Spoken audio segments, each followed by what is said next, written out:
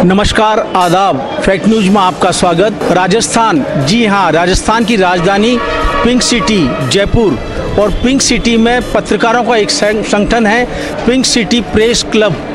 Pink city press club के हर साल मार्च में चुनाव होते हैं, नई कार्यकारिणी बनती है और इस बार भी नई कार्यकारिणी बनी है। चुनाव एक रोमांचक उत्साह और पत्रकारों में एक नया कुछ कर गुजरने की तमन्ना के साथ बहुत कुछ उत्साह के साथ ये चुनाव संपन्न हुआ। चुनाव में जीते अध्यक्ष, महामंत्री और कार्यकारिणी सदस्यों ने अपने विचार फैक्ट न्यूज़ को सुनाए। क्या करना चाहते हैं वो पत्रकारों के लिए, क्या करना चाहते हैं पत्रकारों के विकास के लिए, क्या करना चाहते हैं पत्रकारों के परिवारों के मनोरंजन के लिए, ये सभी बातें उन्होंने बहुत विस्तार से बताई। पिंक सिटी प्रेस क्लब अपने आप में राजस्थान और राजस्थान के सभी पत्रकारों का, सिर्फ पत्रकार ही नहीं, जो अखबार निकालने वाले हैं, अखबारों के मालिक हैं, उन सभी का संगठन है। और पिंक सिटी प्रेस क्लब की आवाज़ सरकार और सरकार के अधिकारी सभी बहुत सम्मानजनक ढंग से सुनते हैं और पिंक सिटी प्रेस क्लब का हर कदम सरकार के सहयोग और सरकार के विकास के लिए भी अपने आप में अहम होता है। पिंक सिटी प्रेस क्लब अपनी ऊंचाइयाँ इसी तरह से बरकरार रखें, पिंक सिटी प्रेस क्लब की प्रतिष्ठा बनी रहे। इन शब्दों के साथ हमारे नए अध्यक्ष अभय जोशी ने बहुत कुछ कहा। सुनिए अभय जोशी से आज की जीत के बाद उनके विचार, उनके सपने।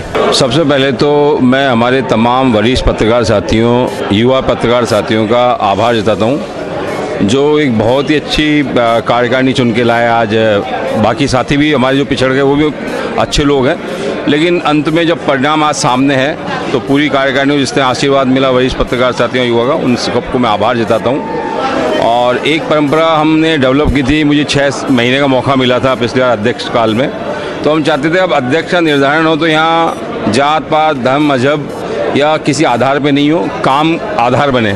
तो 6 महीने में मैंने दबा के काम किए और सबका सहयोग मिला और वो काम ही एक जीत का आधार बना। आज 407 ऐतिहासिक वोट जो मिले हैं तो वो उस काम की बनिस्पति मिले। अब मैं यही कहना चाहता हूँ इस मंच के माध्यम से कि अब हम पत्रकारों को आवाज़ दिलाने की बात करेंगे।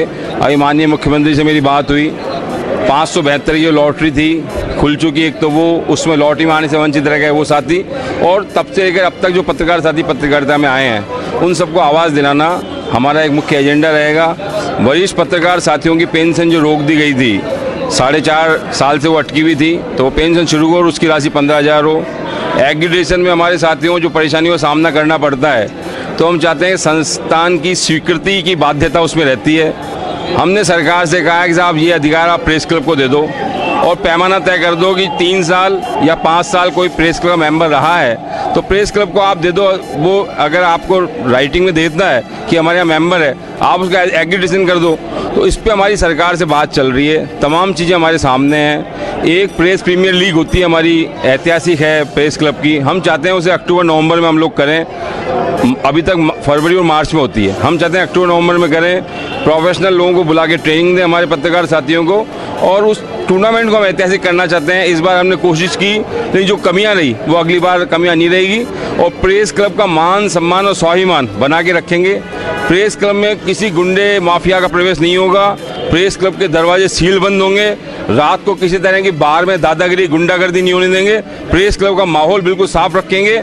यहाँ तमाम जो हमारे वरिष्ठ पत्रकार साथी हैं उनका मान सम्मान रहेगा और जो निकालने की कार्रवाई होती है प्रेस क्लब मेंबर किसी भी बात को, ऐसा नहीं होगा, एक तरफा कार्रवाई नहीं होगी, बाकायदा कोई बात आएगी मिल बैठ के सुलटाएंगे। सब हमारे लोग अपने हैं, घर के हैं। मैंने अभी मेरी मुख्यमंत्री से 7 बार मुलाकात हो चुकी और 7 बार जो मुलाकात हुई और जो मैंने मेमोरेंडम दिया वो यही दिया कि छोटे लघु और मझोले अखबार हैं उनको नियमित सरकारी विज्ञापन दिया जाए। जैसे आप बड़े अखबारों को, इलेक्ट्रॉनिक चैनल्स को आप दे रहे हैं, इनको भी आप बराबरी का दर्जा देते हुए आप देवें। सरकार उस बात पे है। एक छोटे अखबारों की भी जांच चल रही थी डीपीआर के थ्रू, हमने मुख्यमंत्री जी को कहा साहब ये जांच बंद करवाइए आप। हमारे छोटे अखबार, लघु मझोले अखबार को हम नहीं चाहे कोई परेशान करे, कोई डराए धमकाए। मुख्यमंत्री जी ने तुरंत डीपीआर मंत्री को ऑर्डर दिए और उसके बाद डीपीआर आयुक्त से हमारी बात हुई, वो जांचें रुकी। मैं यही कहना चाहता हूँ कोई भी अखबार जो छोटा अखबार है, लघु है, मझोला है, वो अपने आप अकेला नहीं समझे। प्रेस क्लब उसके साथ पूरा दबंग तरीके से साथ है। पिंक सिटी प्रेस क्लब ने आज एक नया इतिहास लिखा है। मुझे तीसरी बार महासचिव बना के उन्होंने एक जिम्मेदारी दी है मेरे को काम करने की, विश्वास जताया मेरे अंदर कि प्रेस क्लब को नई ऊंचाइयों पर ले जाएंगे। और मेरी इच्छा है प्रेस क्लब में जितने भी संसाधन हैं, जितने भी कार्य अधूरे पड़े हैं, उन सबको पूरा किया जाए। सरकारी स्तर पर पत्रकारों की सारी समस्याओं को सुलझाने के प्रयास करेंगे और जल्द ही प्रेस क्लब में आपको विकास की गंगा बहती दिखेगी। मैंने चुनाव प्रचार के शुरुआती दौर में कहा था कि मैं वायदा नहीं करता, काम करता हूँ, परंतु पत्रकारों की समस्याएं, वरिष्ठ पत्रकारों की पेंशन का मामला है, हमारे आवास का मामला है, एक्रीडिटेशन की जो सरलीकरण की प्रक्रिया उस वो मामला है, बहुत सारे ऐसे बिंदु हैं जिन पर हम ठोस रणनीति बना के कार्य करेंगे। सबसे पहले मैं प्रेस क्लब के सभी साथियों का आभार व्यक्त करना चाहूँगी जिन्होंने मुझे अपने वोट और सपोर्ट से विजयी बनाया। सबसे पहली बात मैं ये कहना चाहूँगी, मेरी जीत महिला पत्रकारों की भी जीत है। अभी तक प्रेस क्लब में ये होता आया कि पोस्ट पर महिलाएं कभी नहीं जीती है, कार्यकारिणी तक सीमित रही हैं। इस बार लोगों ने मुझ पर विश्वास जताया, एक पदाधिकारी के रूप में मुझे प्रेस क्लब में भेजा है, मैं उन सबका आभार करती हूँ। और चूँकि अब उन्होंने मुझ पर विश्वास जताया तो सबसे पहला महिला होने के नाते मेरा प्रयास रहेगा कि मैं प्रेस क्लब का माहौल, पारिवारिक माहौल डेवलप हो।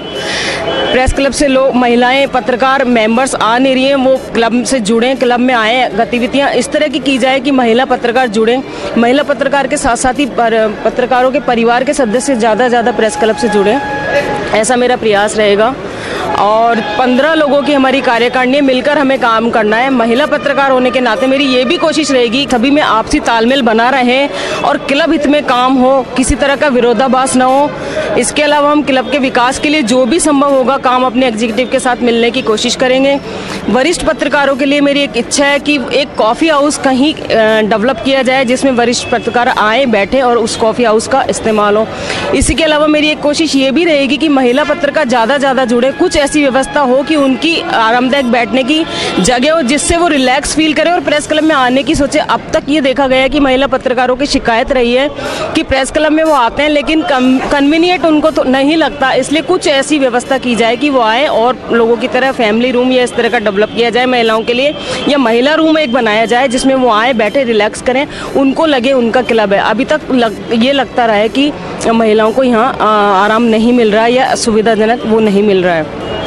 इसके अलावा हम 2 लोग कार्यकारिणी में चुनकर आए। हमेशा अक्सर ऐसा होता रहा है कि एक ही महिला चुनकर आती, वो भी कार्यकारिणी पर, और अगर 2 आ भी गई वो भी कार्यकारिणी पर। लेकिन इस बार पद पर भी आई है महिला और कार्यकारिणी में मेरे साथ अनीता शर्मा है।